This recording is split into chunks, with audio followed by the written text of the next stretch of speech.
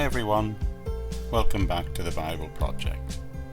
We've reached part 22 on our journey together through the book of Genesis, and today is the first of a series of 5 short podcasts when we'll be looking together at God's design for marriage, contained in the scriptures, working bit by bit through Genesis 2 verse 18 to verse 28.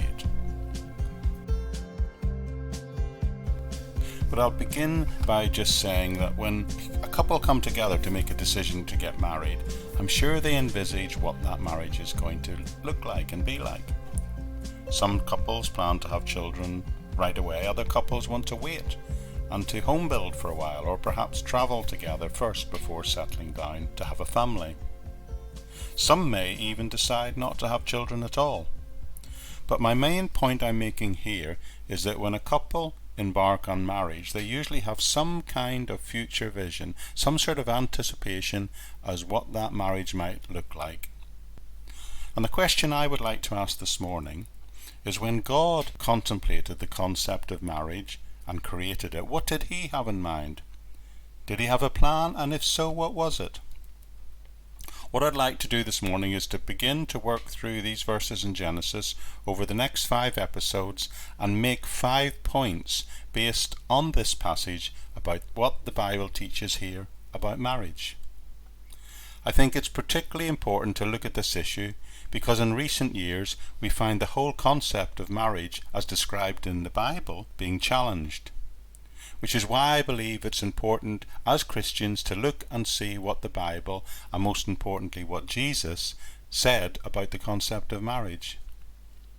I believe this text in Genesis will tell us 5 straightforward things that God planned into marriage. Straightforward, but very significant nonetheless. These 5 things, I believe, lay down the biblical framework for the institution of marriage. And the first thing that we can draw upon is found in chapter 2 verse 18, where it tells us this: "Then God said, it is not good for man to be alone. I will make a helper suitable for him." Now this one verse says several things, but included in those things is the primary statement that God created marriage. Or to say the same thing another way, marriage is God's institution. The reason that this is particularly important is because if God created marriage, then marriage was not instituted by some sort of elected government or legal institution. God created marriage and gave it to the whole human race. Marriage is even more than a Christian institution. Marriage was a gift of God to the whole human race, and very importantly, we should know that God instituted it even before the fall of man. God instituted marriage before sin had even entered the human experience, and before he had begun to establish ideas like human leadership or government. So I told you these 5 points would be very simple over these next 5 podcasts, and the first of these is very simple, and it is firstly that it was God's idea that man and woman should be married. Marriage is God's institution. And the reason that it's important to know that, because if God instituted it, then he determines what it should be. But of course our governments are free to create contracts of commitments between people, but that's not necessarily the same thing as what's described in the Bible. Not the same thing as this thing called marriage instituted here in Genesis. Legally, governments come up with all sorts of ideas about how marriages should be instituted and codified, but no single government has a monopoly on describing what is a worldwide definition of marriage. Only God could do that. There are differences worldwide in how people view marriage. Let me just give you one example of one aspect of the differences in marriage worldwide.